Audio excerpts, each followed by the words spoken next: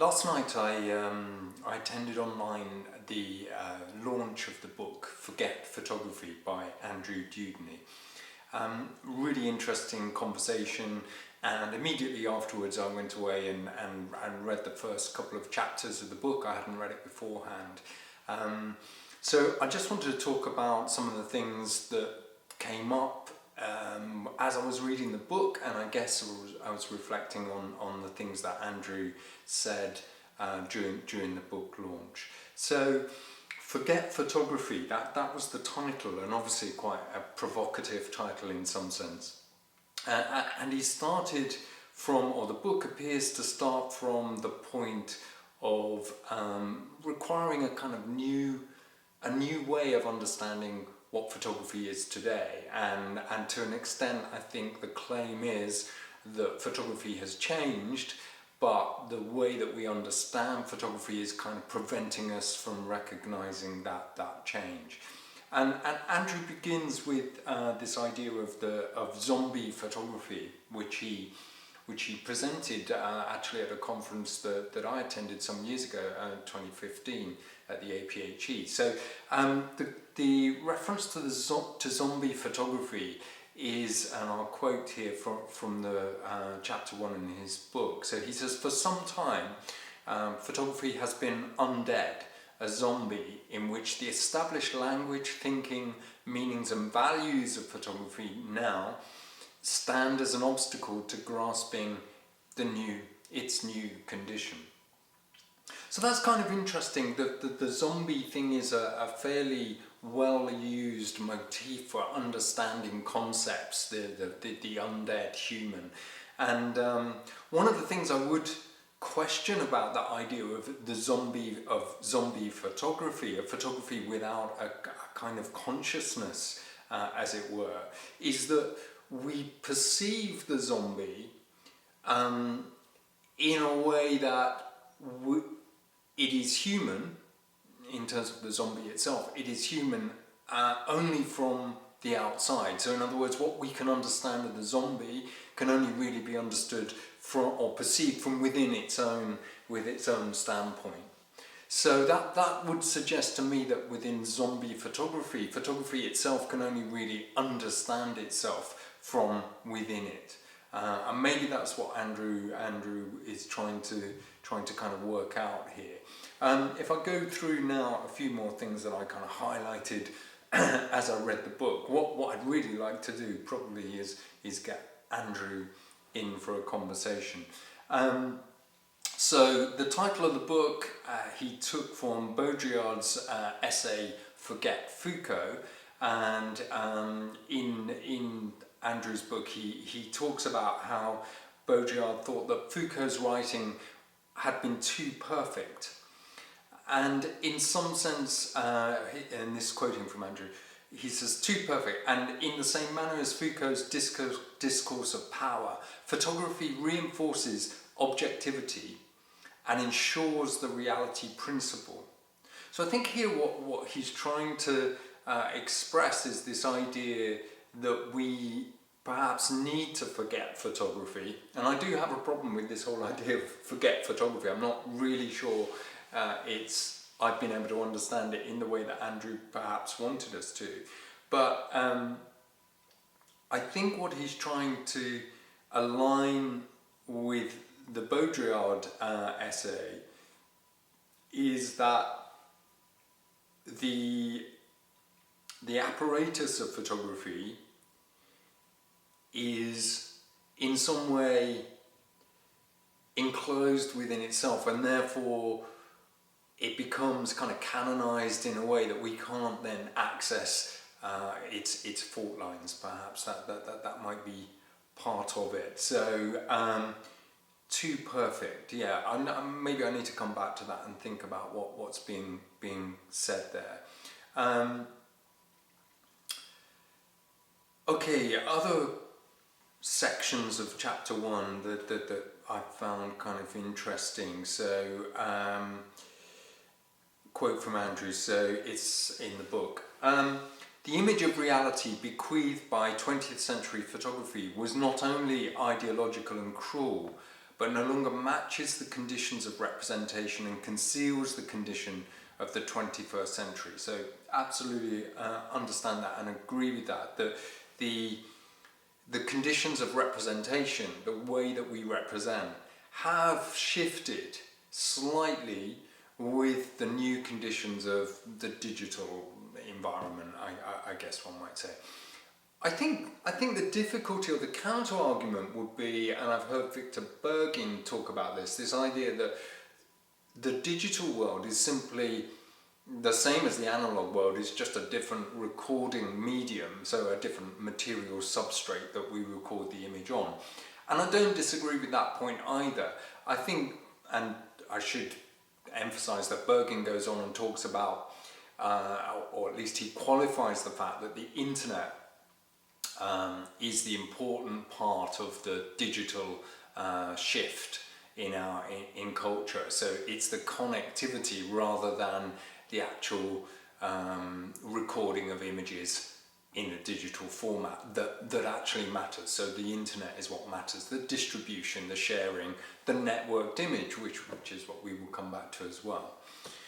So back to Andrew's text. The visual image has moved to a non-representational system. Now, this is really interesting for me. So I began a lot of my thinking around photography a few years ago in terms of non-representational theories, and I was kind of utterly convinced that that was something that was important for photography. But I've kind of swung back the other way now, and I don't think the idea of non-representational thinking really stacks up anymore. Or certainly it has a place, but it doesn't have it hasn't replaced representation as a system. Photographs still show us things, they still represent the world, and we are still in some way attracted to photographs because of what they represent. I agree that the whole representational structure, the way that things are integrated into other mechanisms of storytelling, so put on social media or kind of transformed in terms of their context, is different from, or has matured and changed and altered. But fundamentally, I've moved away from this idea of the non-representational image as being significant. It is important, and it is a component of image making and photography, and the whole idea of non-human image as well, which I think kind of plays into the same kind of arena or area of discussion as non-representational photography. But I'm not convinced anymore that it matters in quite the same way. Something for someone else to discuss, or something for people to be interested in, but I don't think we can discount the representational qualities of photography. So back to Andrew's book.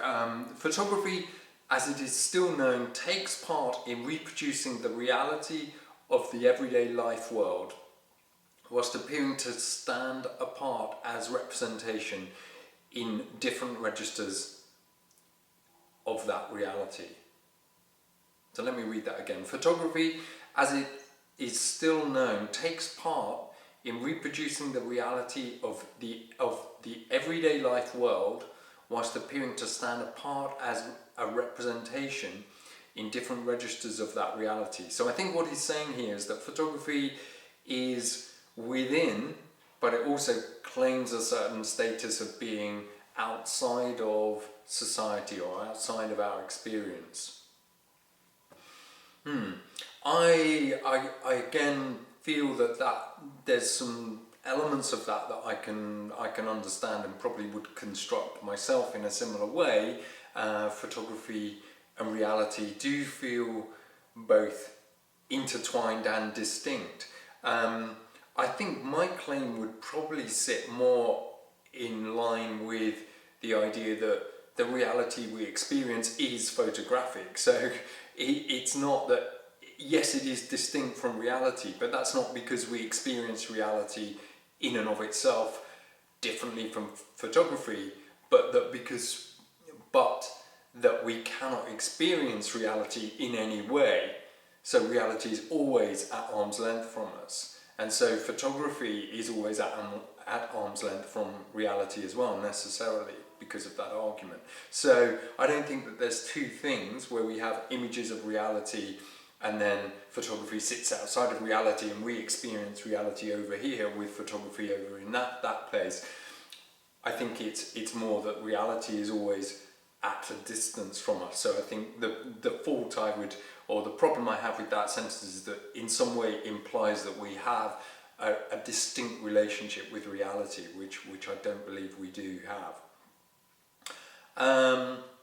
Okay, back to Andrew's text. So photography as part of the reproduction of ways of seeing has over the course of the 20th century become naturalized in the everyday world as a transparent window on reality, as well as being adopted as a scientific measure and an aesthetic expression. So this is the windows and mirrors argument of the 1950s and 60s that I think I bring out with my undergraduate teaching with my students, so we can understand photography as a window on the world, or does it hold a mirror up to us? So what Andrew's saying is in the everyday life world, it is a transparent window on reality as well as being adopted as a scientific measure and an aesthetic expression. Okay, so what that's really suggesting to me is we're talking about documentary, which is our window on reality, the scientific measure, so that's the scientific use of image, and I think, you know, in the broadest sense that could still be documentary, but it could also be our kind of use of imaging as a way of recording, dispassionately recording things, and then aesthetic expression, which is obviously the world of creativity and arts practice. Yeah, naturalized into everyday life. I think I would agree with that. That photography is experienced through all those different forms of practice.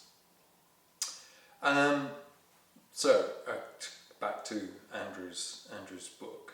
Reality is overwhelmingly remade through routine habits of thought and action. 100% agree with this. Who hasn't taken a photograph that is a photograph that's already been taken? We are all recreating the work of our history, our relationship to the history of photography. And because of that, the point I think that Andrew's making is that reality is remade, repeating, working through, repetition. Freud talks about this, repeating, remembering and working through. So we are constantly replaying our lives and re-establishing the same things over and over again. I think that is the way that we function. Andrew gives a nod here to Rancière's idea of the distribution of the sensible, which I understand as this idea of the sense making of the world, so the sensibility of the world that Rancière talks about. Okay, and back to Andrew's book. The technical, unfettered, fluid, soft, operational, machinic, non-human, and the preferred term here, the networked image. This is what Andrew is aiming at in terms of the image itself. So it is now not photography as such, but I think he's using this term, the networked image, which we've all heard and which has kind of been used, and obviously Andrew's research group at London South Bank University is around the establishment of our understanding of the networked image.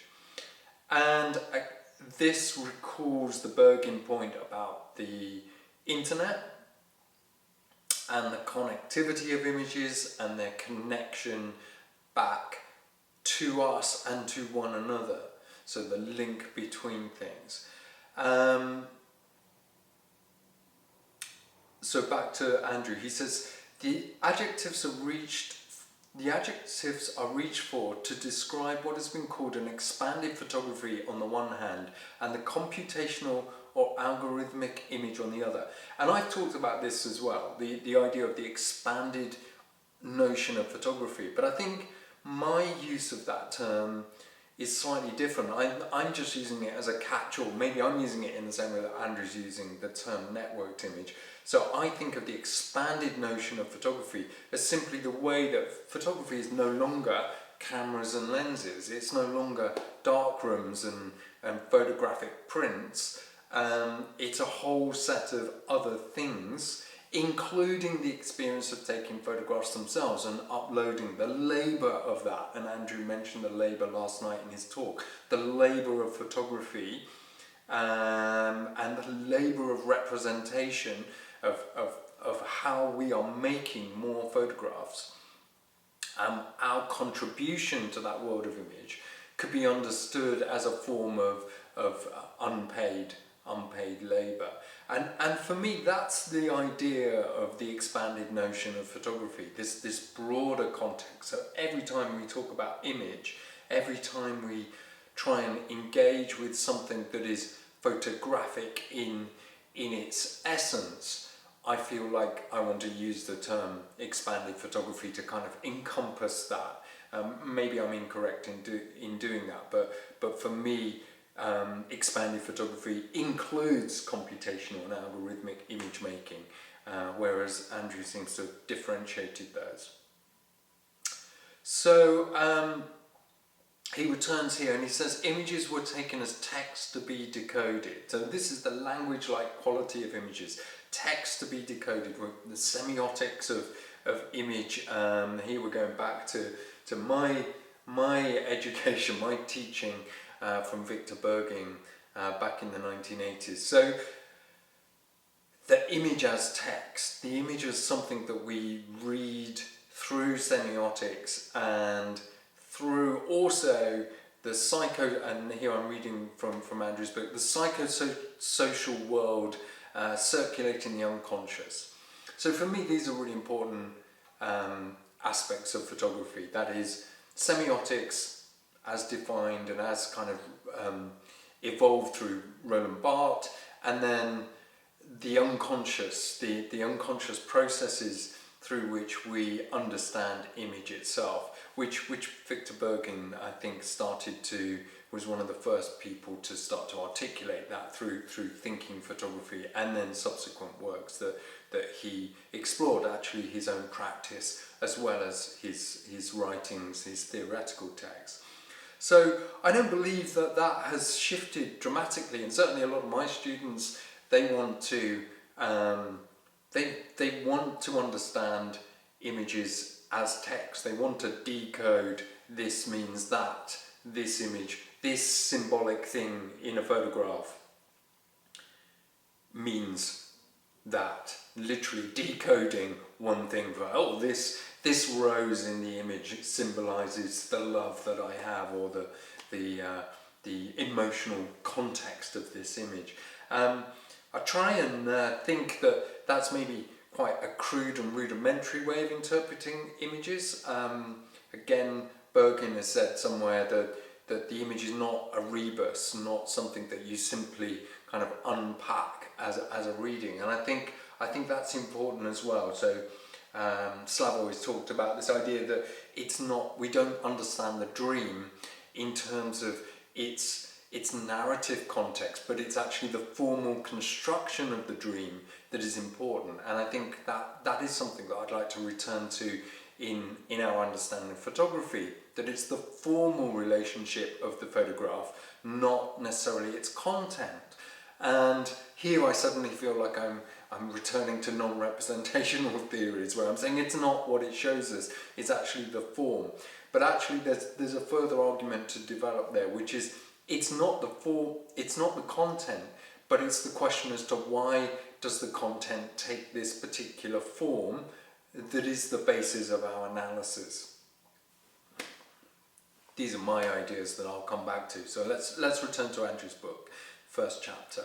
So the photographic image is still, for the most part, received in culture as a representational system of meaning. And I believe that's true, but I believe that what Andrew's suggesting is that maybe should be questioned, or maybe isn't as important, or is perhaps part of this kind of zombie notion of photography. I'm less comfortable with that. I think that the representational system of meaning, the symbolic world, is still relevant and still a fertile ground for analysis and for discussion. I don't think we've kind of can say that it's run its course. Okay, so another quote. The image then is as much a mental process as it is a material arrangement. Absolutely with that. And I want to talk to my students actually about the mental process of vision. So Andrew talked a lot about vision as a mechanism, and how vision obviously is directly linked to photography. But in fact, vision is a mental process, so it's not simply an optical process. And anyone who has, like myself, had laser eye surgery will be able to affirm that mental process of how we actually learn to see. So when you have laser eye surgery, you lose your vision and you have to relearn it. Your brain has to relearn the function of your eye again. And I think this is something maybe slightly lost in our kind of photographic teaching, that we do need to realize that how we see is not just an optical process, but it is actually something that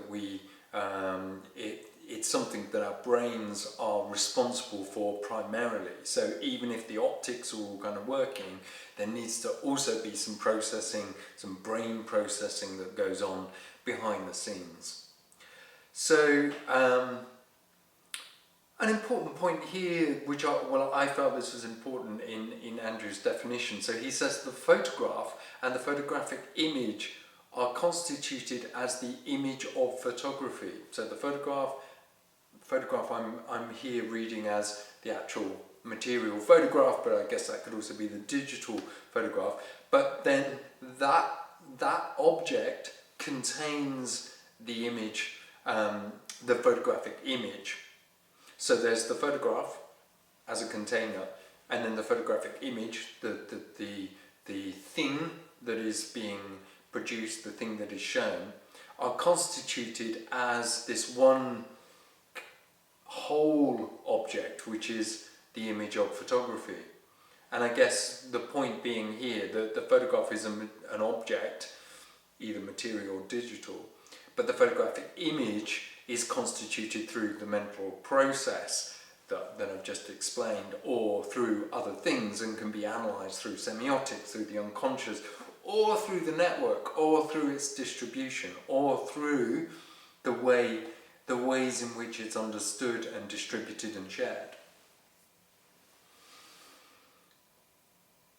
So Andrew says that photography is no longer the active organising mode of the visual image. That's his main strategy. So in effect, to see photography as redundant, but still exerting influence in an afterlife. So I have a problem with that. I definitely have a problem with that, in understanding how that can be the case. I think photography is the active organising mode of the visual image. In fact, I think it is the dominant mode. But I believe, perhaps this is where I align with Andrew's book, I believe that the idea of photography that I grew up with, and that many of us have grown up with, has shifted. But I don't think that means we need to jettison it as a way of understanding itself, a way of understanding its zombie nature, perhaps. So Andrew says the afterlife of photography is cast as the fictional figure of the zombie. So this is this motif again, coming back to this motif, and I'm guessing what he's saying is that it's hollowed out now. Photography has been hollowed out to become the non-living essence of what it once was. So that's something we need to I need to think about and try and understand a little bit more where he's going with that. So he goes on to suggest that there is as yet no outside to photography because it continues to be taken as the default of representation. So I've read that in a way that expresses the fact that there's some problem with that. I'm less certain that there is a problem with that. It is the default of representation, unless Andrew's argument, and as I said, I haven't got to the end of the book, so hopefully maybe I will kind of find this out, but perhaps his argument is that it is no longer the default of representation because we've moved into this network image stage, but my counter argument is that still photography, or why is that now not photography? And maybe that's the place we need to be getting to. So he goes on to say, it's an argument which claims that photographic discourse now conceals more than it reveals about the state of culture, society, and the agency of the image. And yeah, that is in itself really interesting. I think that the mode of concealment is something that I'd like to return to, and I guess in some ways that brings us back to this idea, the notion of forgetting being aligned with photography, usually the tool of remembering. So that's obviously Andrew's conceit for his book, this kind of notion of forgetting and remembering, and the idea of, just return to that quote, the idea of it concealing more than it reveals. Of course, photography is always about revealing things, or we come to photography as a tool of revealing, and yet in some ways, of course, it conceals so much. But I think what it does, how it does that, is in the move that it makes to over-represent. And I've talked about this before in terms of anxiety. So our anxiety with photography comes not because we're anxious about the images that it presents to us, but because it presents to us something that is almost too close. So once something becomes close, we become much more anxious in its presence. And I think that's something that photography actually does, but I don't think many people have explored that trope, that notion of how it functions towards us. Okay, so Andrew says that his book is organised conceptually according to a certain set of advice that he's been given by research students, and this is really important. I'm definitely going to borrow and use this. We need to identify a problem in the world. We need to locate its practical and intellectual context. We need to define key questions around that problem and to work out a method of analysis and apply it to specific situations and then report on the results. Brilliant, perfect. I'm definitely borrowing that for my PhD students. So, Andrew goes on to say, it's argued that photography no longer exists, but at the same time finds signs of its afterlife everywhere. It's argued that the new default of the reproduction of the image requires a new conceptual language, yet continues to use the older set of linguistic terms. Absolutely agree that we need that new language, the new language of photography. But I think we also shouldn't get too hung up on that, in the sense of there's not a real reason why that is creating a problem. We find that language as we go through our analysis of image and of photography. We find new ways of understanding about it. I don't think that using some of the old terms to understand photography or the old concepts is necessarily holding us back.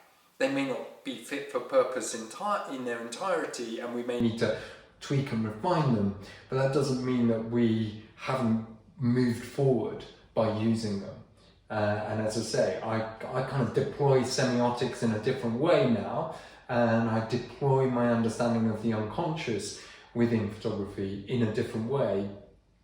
But I don't necessarily feel that I'm completely held back because I'm using it. I just need some other tools as well to go with that. Okay, I think I've covered the kind of first outline of the things that I wanted to say about Andrew's book. I'm definitely going to come back to this because there's kind of some fruitful provocations that he makes that I'm then, as I say, without too much thinking and just riffing off this in a kind of ad-lib way, to try and think about what he's trying to say. And I'm definitely going to see if I can make contact with Andrew and perhaps invite him to a conversation that we can talk about that. So I hope this has been useful. It's more of a dialogue with myself and more of a dialogue with you to discuss something about this book and to discuss something about the issues around photography today, which I'm gradually going to unpack on my YouTube channel and also within the research group that I run at Birmingham City University. So thank you for watching. Hit like, subscribe, do all those kinds of things for YouTube, but also come back and maybe leave some comments and we can open this discussion up further. Hope my rambling wasn't as rambling as it felt. Thank you very much.